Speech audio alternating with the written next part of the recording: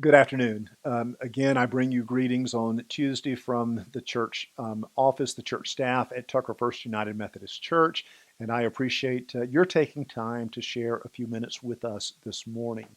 Last week, I was captivated by an article that I saw that was first talking about Kroger food chain and then has since encompassed some other stores.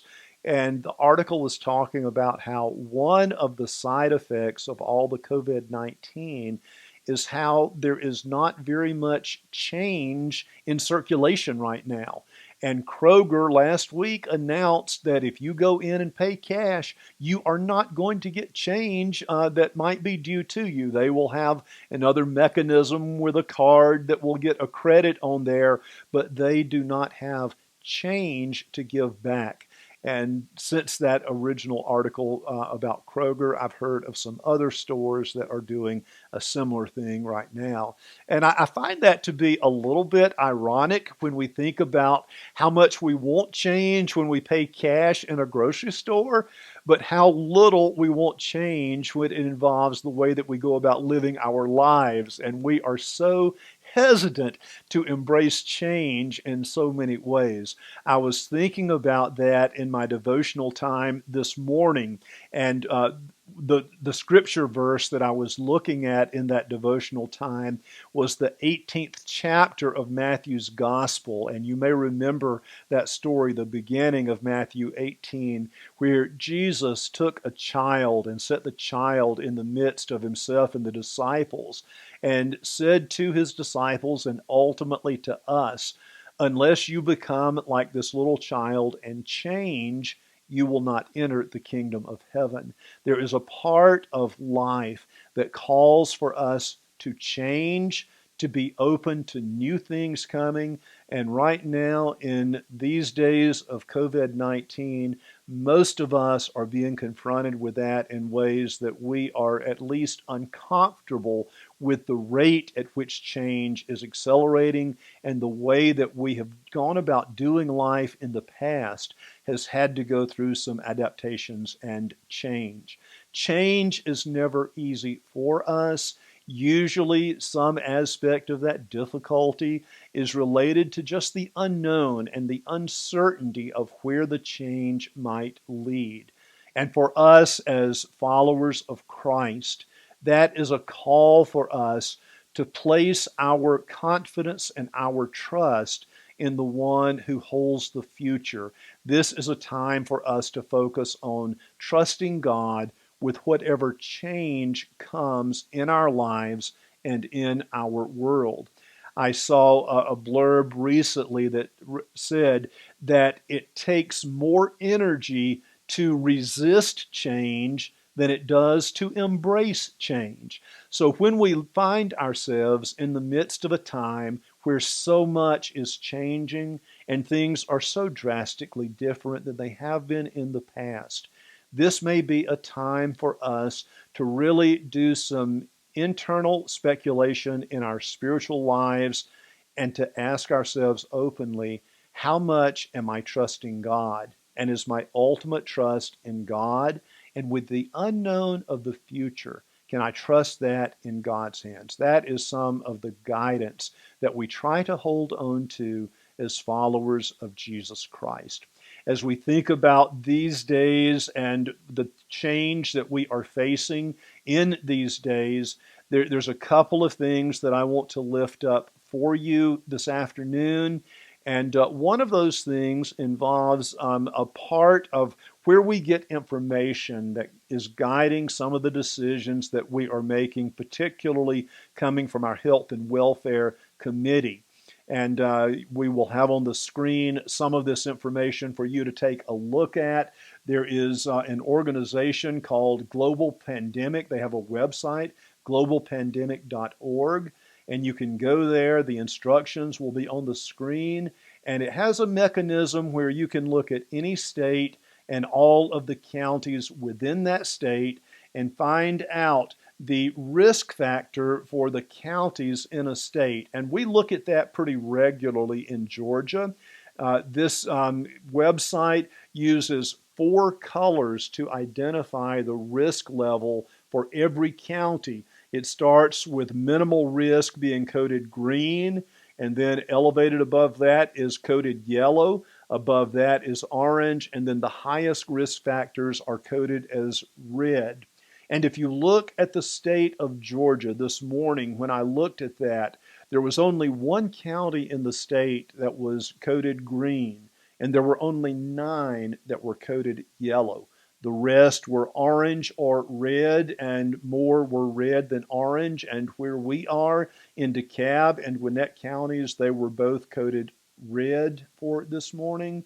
And looking at the information that they share corresponding to those colors, when things are red, that is a time that they recommend sheltering in and not getting out. And that is one of the things that they say is critical for moving the risk factor down to a lower level. And as we think about where we are right now and with all the changes going on in our world, we need to be paying attention for the reality of what's happening with the numbers where we are located.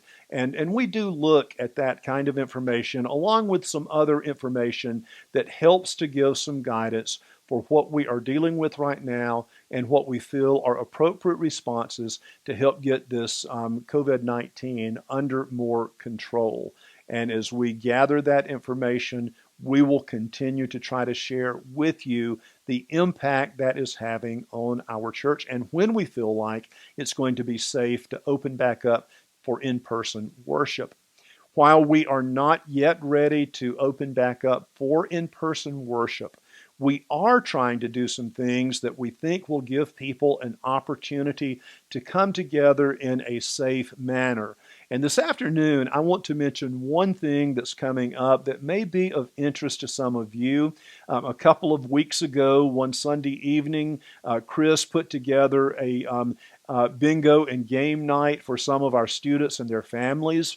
And using that as a model, we are going to try to provide some more opportunities for people to come together outside, which is still considered to be the safest way for people to gather. So this coming Sunday evening, there's going to be an opportunity for those that choose to come together for a movie night outdoors. We will be doing this in the parking lot out behind the Wesley Center, and some people may choose to stay in their cars. We will have the parking lot marked off so that there will be some social distancing. If you do not want to sit in your car, then if you want to bring a lawn chair, there'll be a space that you can sit in your lawn chair outdoors. And we are encouraging everyone to wear masks and to observe the social distancing. But we think just getting together and being in close proximity to other people in a safe outdoor manner where we are observing social distancing might help us in these days to find a little bit more of that sense of being connected to one another. That is going to begin at 7 o'clock on Sunday evening. That will be a time for people to begin gathering. The movie is probably going to begin a little bit closer to 8 o'clock, but we hope that will be a time when some people might just enjoy coming together in a safe manner in close proximity to other people in our church family. If you want any kind of refreshments for that, you need to bring those yourself. We will not be providing any kind of refreshments, but if you want something to drink or to eat or snack on, you need to bring those for yourself and your family. And we are going to be socially distancing by family units, and we feel like that will be the safest way that we can begin moving in the direction of trying to start getting back together. Everybody is so ready for us to come back together. We miss not being together in person. And yet, our commitment is that until the data says that it is safe to do so, we are still going to hold off on some of our in-person gatherings, but we do want to do the things that we feel are safe. And right now, being outdoors, honoring social distancing, wearing masks, just being together in family units are the things that we are reading and hearing are the safest things that can be done. And so this coming Sunday evening, we're going to have an opportunity for our church family to gather and see a movie together. And then depending on how that goes, we will probably be offering some other opportunities coming up to come together on Sundays in an outdoor fashion, and hopefully that will guide us soon to being able to get back together for in-person worship. Until we are able to come back together more fully, I invite you to trust God, to be open to God's presence, giving us strength with whatever changes we are facing, no matter how much it feels like our world is being turned upside down, and the things that we are accustomed to doing, the things that we want to do, have had to change while we're going through that kind of change.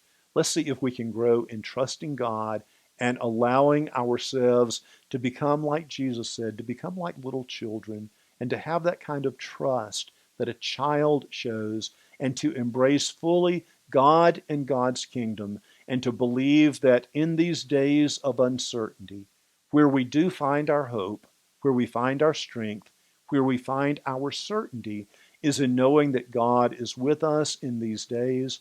And as God is with us, we have hope that a future will come that is brighter than what we might be encountering in the midst of these days.